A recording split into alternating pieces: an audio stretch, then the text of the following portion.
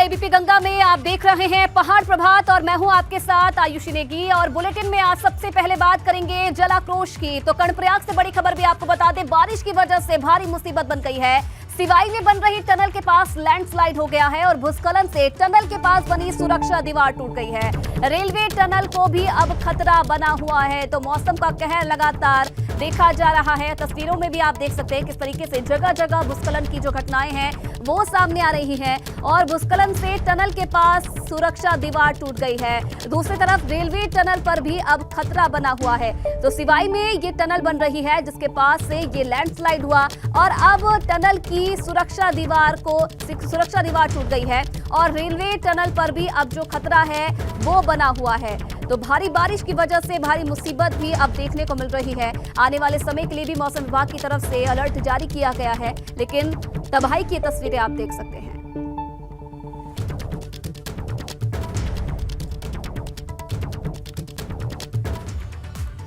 और चलिए आगे बढ़ेंगे। एक और बड़ी खबर आपको बता दें, उत्तरकाशी से खबर है। बंदरकोट के पास गंगोत्री नेशनल हाईवे बाधित हो गया है। भूस्खलन की वजह से कल रात से नेशनल हाईवे बंद है। बंदरकोट पर लगातार भूस्खलन हो रहा है। पहाड़ी से मलबा आने की वजह से हाईवे बंद है। तो देखिए तस्वीरों में किस तरीके से पहाड़ी से लगातार मलबा गिरता जा रहा है, जिससे जो कई मार्ग हैं वो बाधित हो गए हैं। कल रात से नेशनल हाईवे बंद है। बंदरकोट पर लगातार भूस्खलन हो रहा है, जिसकी वजह से जो राष्ट्रीय राजमार्ग है वो बंद हो गया है। यात्रियों को काफी दिक्कतों का सामना करना पड़ रहा है। चार धाम यात्रा चल रही है, जिसकी वजह से जो पर्यटक हैं उन्हें भी काफी परेशानी का सामना करना पड़ रहा है। तो गंगोत्री के रास्ते की तस्वीरें आप देख रहे हैं। भारी बारिश की वजह से जो मलबा गिरने का सिलसिला है वो जारी है। कई मार्ग जो है वो बाधित हो गए हैं, लेकिन प्रशासन की तरफ से कोशिश की जा रही है। हालांकि आवाजाही में जो लोग हैं, जो यात्री हैं, उन्हें काफी दिक्कतों का सामना करना पड़ रहा है। तो बंदरकोट के पास गंगोत्री नेशनल हाईवे की ये तस्वीरें आप देख रहे हैं। लगातार भूस्खलन इस मार्ग पर हो रहा है, जिसके कारण से कल रात से जो ये मार्ग है ये बंद है। प्रशासन की तरफ से इसे खोलने की कोशिश की जा रही है। और दिग्वीर भी इस फिलहाल इस खबर पर और ज्यादा जानकारी के लिए हमारे साथ जुड़ रहे हैं। दिग्वीर, तस्वीरें हम देख रहे हैं, रात से भूस्खलन हो रहा है। अभी तक क्या कुछ इंतजाम प्रशासन की तरफ से किए गए हैं इस मार्ग को खोलने के लिए? जी आयुषी, आपको बता दूं लगातार कल रात से ये मार्ग में भूस्खलन हो रहा है और भूस्खलन होने के कारण जो बीआरओ है और एनएच विभाग है रोड खोल नहीं पा रहा है और जिस कारण क्योंकि जनपद में आवाजाही के लिए काफी दिक्कतें हो रही है। और उत्तरकाशी से मात्र 10 किलोमीटर पीछे है ये मार्ग जहाँ पे भूस्खलन हो रहा है। और जो देहरादून से जो जनपद में पहुंचने वाले लोग हैं उनको देवीधार होते हुए 40 किलोमीटर की दूरी अतिरिक्त तय करनी पड़ रही है। तो कहीं न कहीं जो ये बंदरकोट एरिया है ये पहले भी काफी मशहूर बना है। इससे पहले भी भूस्खलन हुआ था, तो जब एनएच की रोड कटी है उसके बाद अब फिर से ये एक बार सक्रिय हो चुका है और लगभग 14 या 15 दिन हो गए हैं लगातार भूस्खलन हो रहा है। जो भूस्खलन से लगभग 3 मकान वहाँ पे जो कि खतरे की जद में है और नीचे से एक क्रेशर प्लांट लगा हुआ है वो भी खतरे की जद में है। तो कहीं न कहीं लगातार यहाँ पे भूस्खलन हो रहा है और जिला प्रशासन और जो कि काफी मॉनिटरिंग कर रहा है कि किस तरह से मार्ग खोला जाए, लेकिन ऊपर से लगातार पत्थर गिर रहे हैं, मलबा आ रहा है, तो जिस कारण मार्ग को खोलने हो रही है। हाँ, ठीक है, चलिए बहुत धन्यवाद दिग्वीर तमाम जानकारी देने के लिए आपका।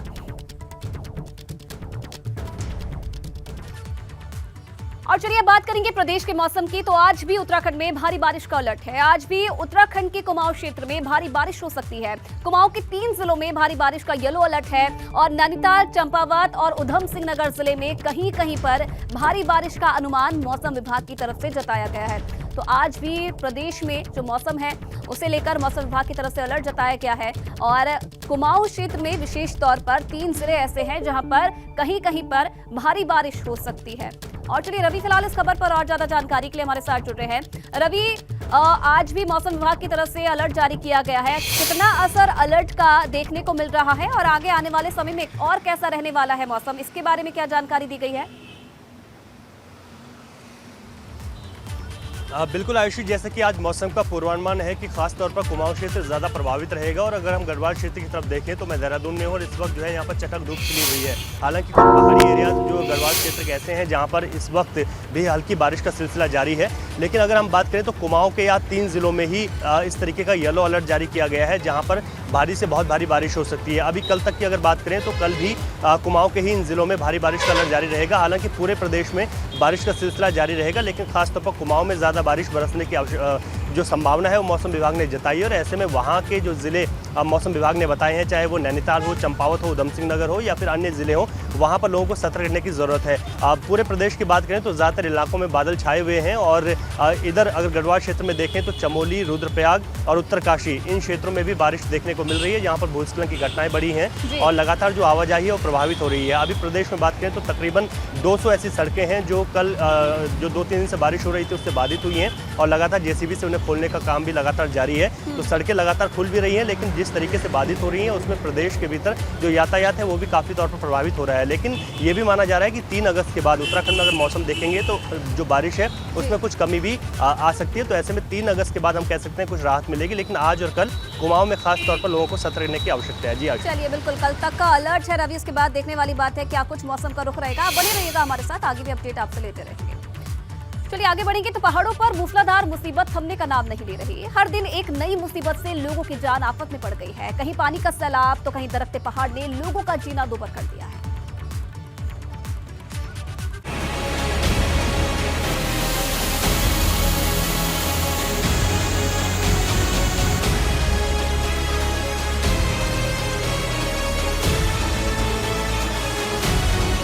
उत्तराखंड में मूसलाधार आफत बदस्तूर जारी है। पूरे देवभूमि में नदी नाले उफान पर हैं। कहीं नदियों से सैलाब तो कहीं भूस्खलन होने से लोगों पर मुसीबतों का पहाड़ टूट पड़ा है। उफनते नदी नालों के रौद्र अवतार देखकर लोग डरे हुए हैं।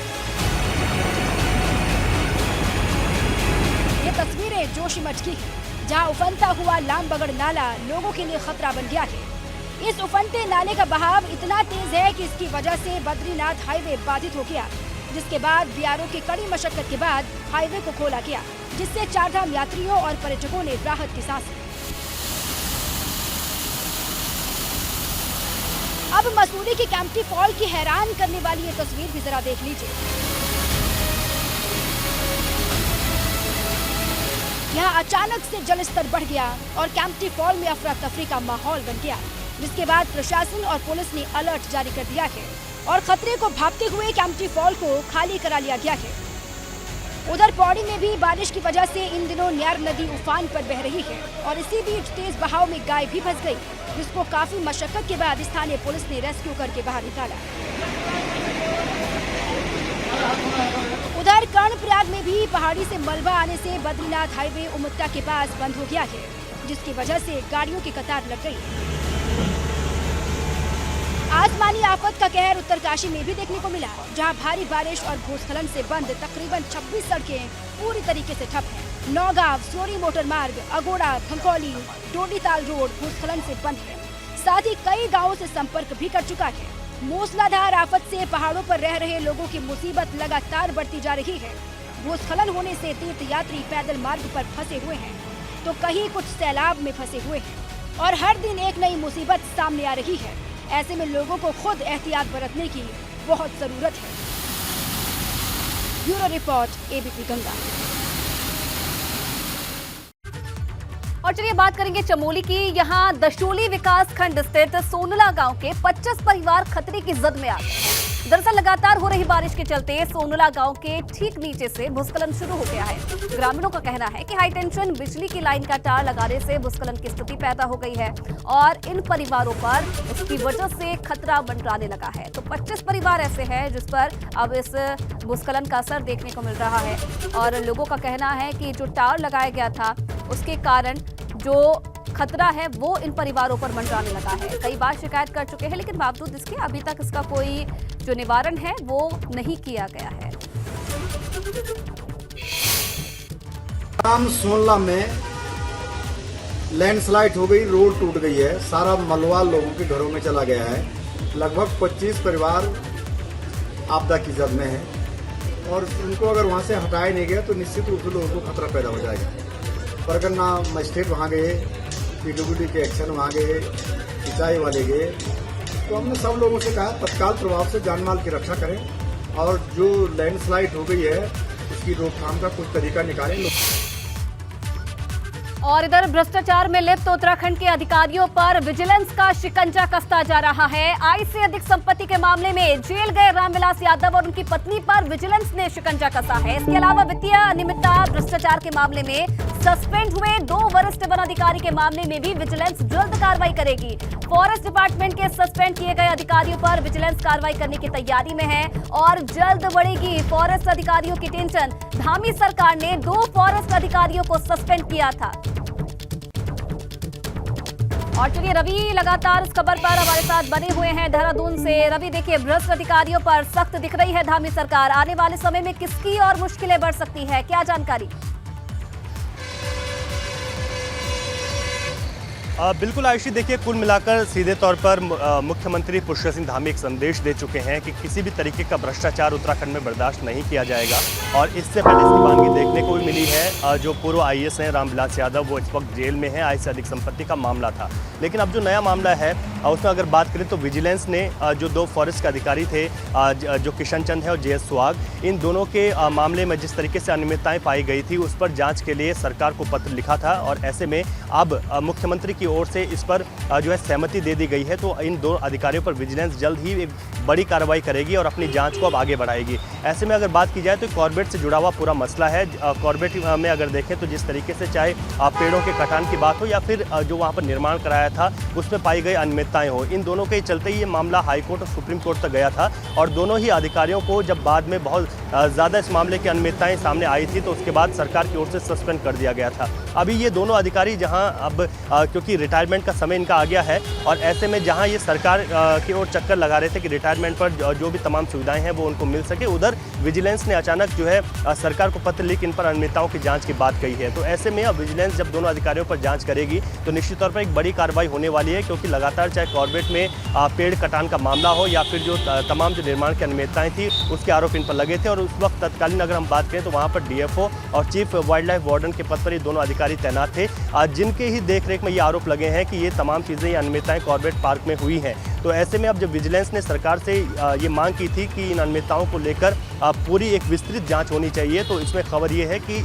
सरकार की ओर से ये अनुमति मिल गई है कि वो इस पर अब एक विस्तृत जांच कर सकते हैं। तो निश्चित तौर पर जो 2 बड़े अधिकारियों के नाम सामने आए थे जिनको लेकर जब बहुत ज़्यादा ये अनियमितताओं की बात आई थी, सरकार ने दोनों को सस्पेंड किया था। तो अब आगे जब विजिलेंस की जांच होगी तो जिस तरीके से पहले भी रामविलास यादव पर आय से अधिक संपत्ति का मामले दर्ज हुए थे, उसी तरीके से अगर देखें तो जो अनियमितताएं पाई गई हैं उनको लेकर अब विजिलेंस जब अब विस्तृत जाँच अपनी दर्ज करेगी और आगे की कार्रवाई करेगी, तो देखना होगा कि दोनों अधिकारियों पर किस तरीके की गाज गिरती है। बिल्कुल देखने वाली बात है क्या कुछ कार्रवाई होती है दोनों अधिकारियों पर। बहुत धन्यवाद रवि आपका तमाम जानकारी देने के लिए। और चलिए अब बात करेंगे कोरोना के कहर की। तो देखिए उत्तराखंड में कोरोना का कहर बढ़ता जा रहा है। सोमवार को कोरोना के 275 नए मरीज सामने आए हैं और 234 कोरोना के मरीज इलाज के बाद ठीक होकर अपने घर भी लौट गए हैं।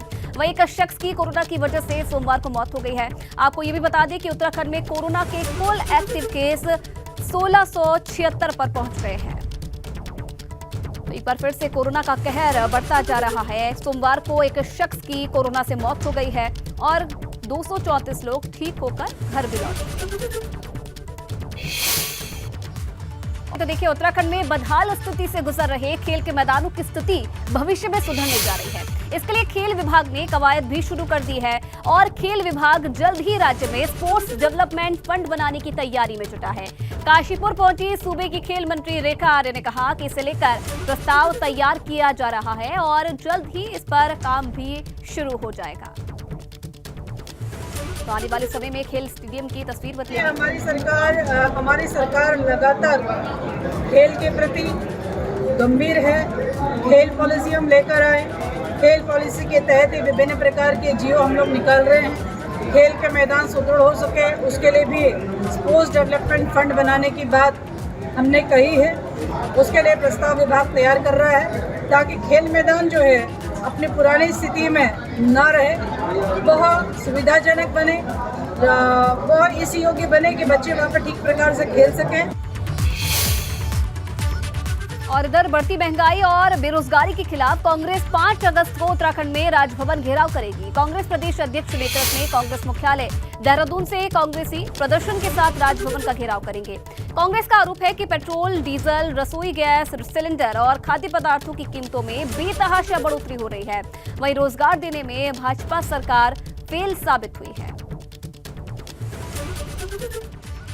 राज्य की राजधानियों में, पूरे देश की राजधानियों में राजभवन घेराव का कार्यक्रम आयोजित किया जाना है आगामी 5 अगस्त को, और उत्तराखंड में भी हम ये कार्यक्रम आयोजित करेंगे, और जिसमें हमारे सारे विधायकगण, पूर्व विधायकगण, 2022 के हमारे जो चुनाव लड़े हुए हैं प्रत्याशीगण हैं, एमपी हैं, पूर्व एमपी हैं, और एमपी के हमारे प्रत्याशीगण हैं, और हमारे जो जिला पंचायतों में और नगर निकायों में जो चेयरमैन और मेंबर जो लोग हमारे रहे हैं वो लोग हैं, उन सब लोगों को हमने आमंत्रित किया है।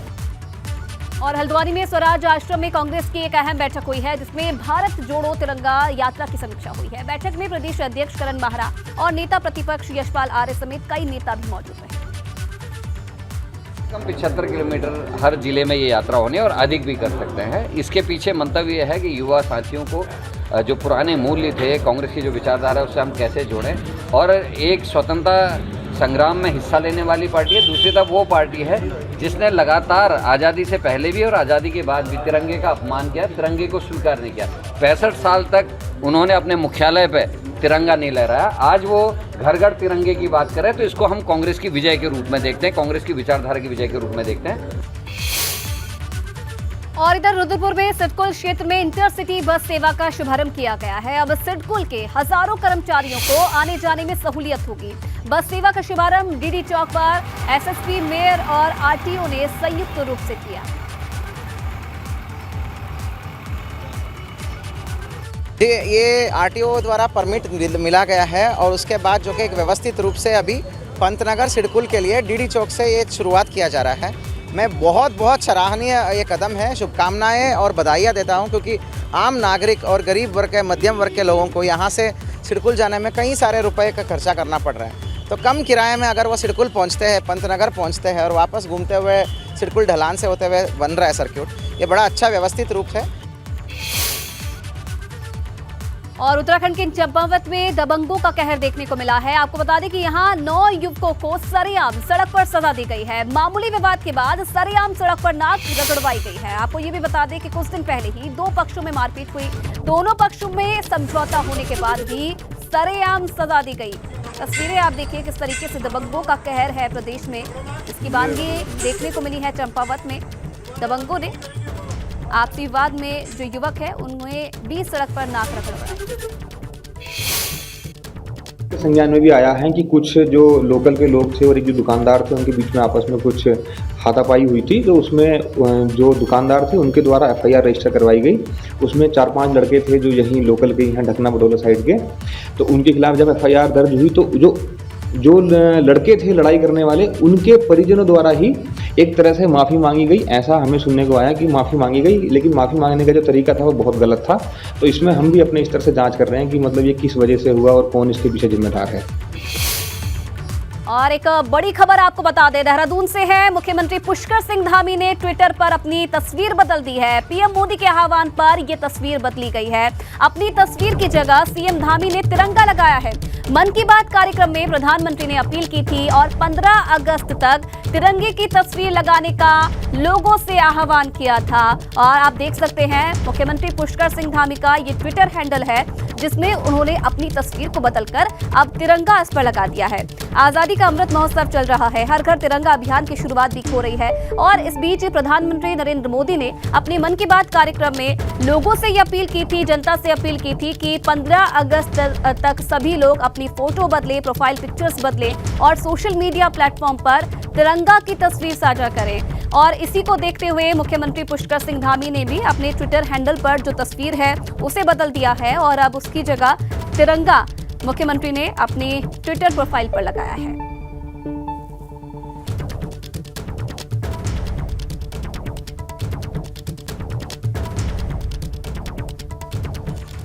और चलिए पहाड़ प्रभात में फिलहाल इतना ही। तमाम खबरों के लिए आप बने रहिए एबीपी गंगा के साथ।